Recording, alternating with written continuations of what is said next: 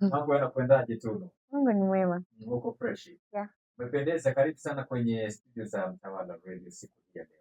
Asante sana, nimefurahi sana. Asante sana. Leo tunazungumzia mambo yanayohusiana na bahari. Hebu nataka niambie kwamba kuna nini huko?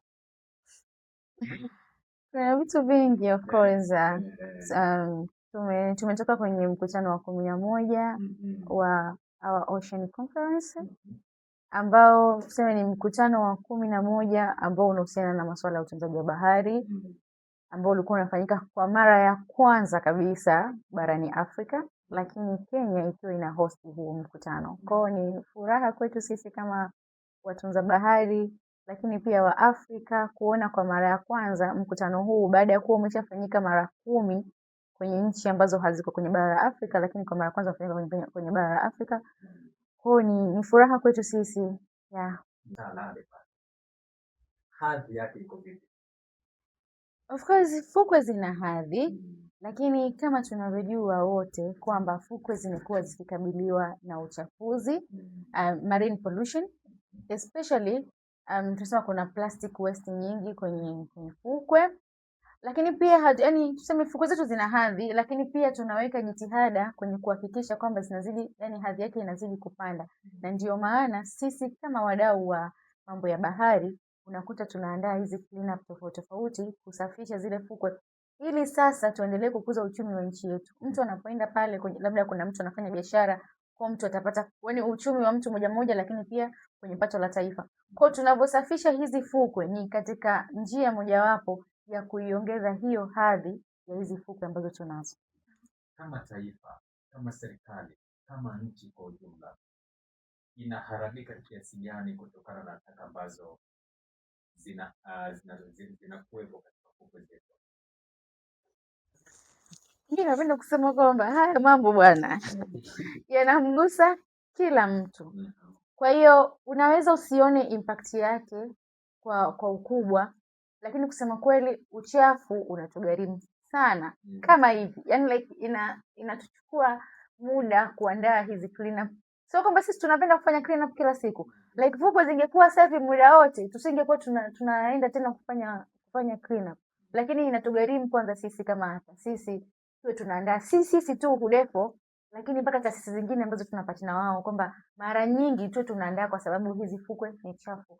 Lakini pia afya zetu, wewe pia utakuwa shahidi.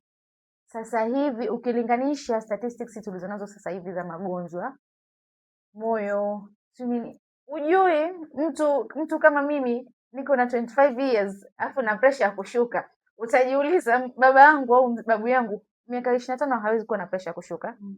Lakini unaweza kushangaa pressure ya kushuka nimetolea wapi?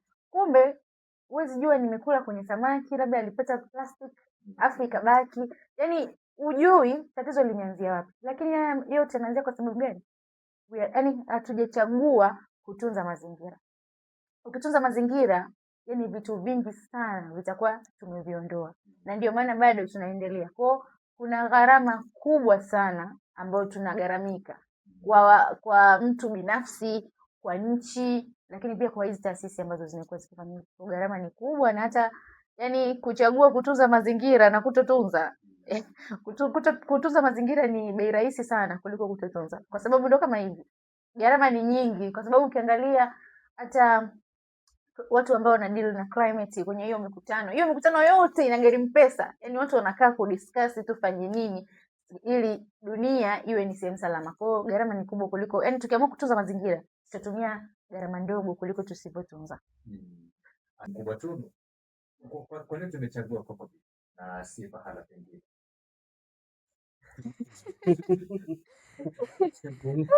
Frankie. Anyway, so sisi Coco Beach, of course hiyo Coco Beach Mapangoni sisi tumeshawahi kwenda. Na of course Coco Beach kama Coco Beach si chafu. Coco Beach kama Coco Beach si chafu. Lakini Coco Beach Mapangoni ni chafu kwa sababu tunaweza kusema ni sehemu iliyosahaulika kidogo. Na sio kwamba tumechagua tu hapo kwamba ndo tunafanya tu hapo, lakini sisi tunafanya sehemu tofauti. Hadi tarehe 13 tulikuwa tunapartner na watu wengine, SOA walikuwa wanafanya clean up Bagamoyo, kwa tulikuwa huko Mlingotini. Lakini hapo Coco Beach Mapangoni ni sehemu nzuri kama unataka kufanya, yani unataka kufanya relief, yani kufanya kutulia, ni sehemu nzuri ya kutulia, lakini ni sehemu chafu. Na siku sisi tuliamua twende kama ofisi, nakumbuka tukaenda hapo, ni sehemu tulivu, lakini tukakuta palipokuwa pachafu. Tukasema tutatafuta siku tuje tusafishe ile eneo, kwa sababu kwenye hilo eneo ni chafu, lakini kuna watu wengine walikuwa wanaogelea. Ndio kama nilivyosema, ama unataka kama utaki, bahari inakugusa. Kwa palikuwa ni pachafu, lakini watu wengine wanaogelea. Kwa tukafikiria kwamba huyu mtu anayeogelea, sisi tukija tukasafisha, alafu huyu mtu akaja akaogelea, sisi tutakuwa kwanza tumefanya kwa ajili ya jamii yetu, lakini pia sisi tunaamini kile kitu tunachokifanya Mungu atakuja atulipe. Kwa tukiboresha maisha ya huyo mtu, yeye ameamua zake tu kuja kuogelea, hajali kama ni pachafu au ni pasafi. Na mimi ni kuinvite wewe Frankie uje. Ukija utakuwepo uwai. Ukija mapema before cleanup haijaanza hapo Coco Beach Mapangoni, utauliza tena kwa nini tumechagua Coco Beach Mapangoni. Ukifika tu pale before cleanup, kwa sababu after cleanup hautaona kwa nini tulichagua, lakini ukija kabla ya cleanup utajua kwa nini tumechagua hiyo sehemu ambayo watu wengi wanaitumia, sehemu nzuri kwa ajili ya kurefresh akili yako, lakini pia ni sehemu chafu sana. Kwa kuliona hilo ndio maana tumechagua hapa. Alia kwenye transport, kwenye maritime transport, watu wanasafirisha mizigo. Kwa mfano umeagiza products zako China, wewe sio mtu wa usafi, lakini wewe unafanya biashara. Kuna products zinatumia marine way, zinatumia njia ya bahari, usafiri wa bahari mpaka zikufikie. Labda haujasafirisha bidhaa yako kwa kutumia bahari, lakini unakula samaki. Yani kwa namna yoyote haujakula samaki, lakini tunategemea kwa kiasi kikubwa. Sasa hivi kuna ongezeko hapa, tunaona kuna ongezeko la joto. Kuna watu ambao hizo coastal areas zina protect mangroves, zinatunza mikoko ina absorb zile carbon dioxide. Kwa wewe itakusaidia kwa namna yoyote ile. Marine sio tu swala la serikali au labda swala la Blue Economy Ministry au swala la kina Abdi peke yao, la watu tu ambao wanadili au partners ambao wanafanya kazi kwenye marine protection, lakini linamgusa kila mtu. Na ndio maana tunaona chupa ambayo wewe umekunywa maji umeitupa hapa, sisi tunaenda kuitoa baharini kama uchafu. That's how bahari inafanya kazi. Mtu ambaye anatoa elimu kwa wahudhuriaji wa pale ili wajue umuhimu wa kusafisha hizo fukwe, lakini pia elimu haitoishia hapo.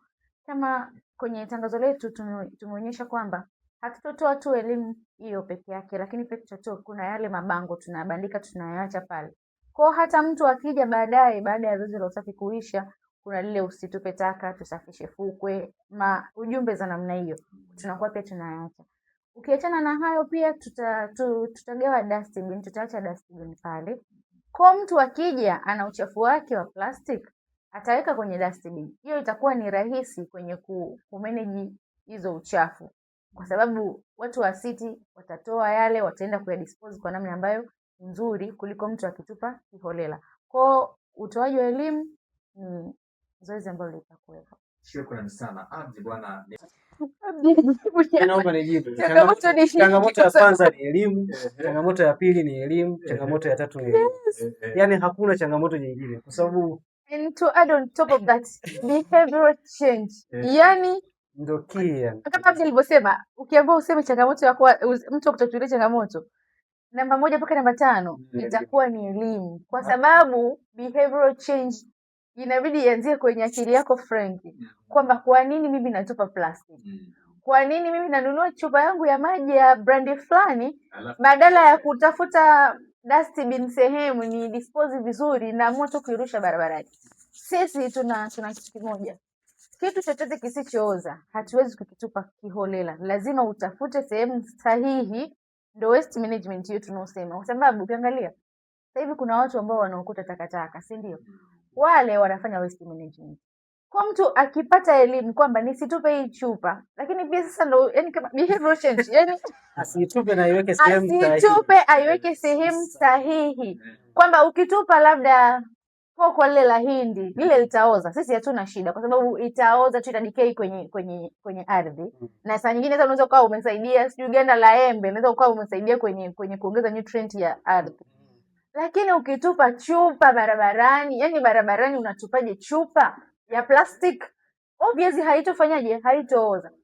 Lakini imagine Frank, sasa hivi tuna madustbin around the road, alafu we umekunywa chupa yako mwenge unatembea nayo, yani una fahari kwa sababu unatunza mazingira, unatembea nayo kutoka mwenge, hujaitupa mpaka Afrika sana ndo unapata dustbin la kuweka, unaweka. Alafu mimi pia Abdi, mtu mwingine anafanya hivyo, yule mtu anayekuta takataka atajisikiaje? Atajisikia vizuri, obvious kwamba haangaiki kwamba apite tu, yani atakuwa anajua kwamba sehemu fulani kuna dustbin, naenda kwenye hiyo sehemu nachukua zile chupa, wanaenda na zile, kwa sababu sasa hivi watu wanafanya recycling za zile chupa. Kwa itakuwa ni rahisi. Kwa changamoto tuliyokuwa nayo, changamoto namba 1 mpaka namba 5 ni elimu na behavioral change. Yaani kuna watu tu wao hawataki kubadilika. Yaani yeye ameamua kwamba atatupa chupa na huna cha kumfanya. Yes. At least I wish kwenye cities kuwe na sheria. Hii sheria nilisikia Arusha. Ukitupa chupa ukionekana, yaani sasa inabidi community yote tulivae hili jambo. Yaani upo kwenye daladala mtu ametupa chupa, wote tumshambulie. Kwani umetupa chupa? Yaani hivyo. Maybe that will work. Maybe that. Yaani hata mtu ataona aibu. Sawa, hapa niko na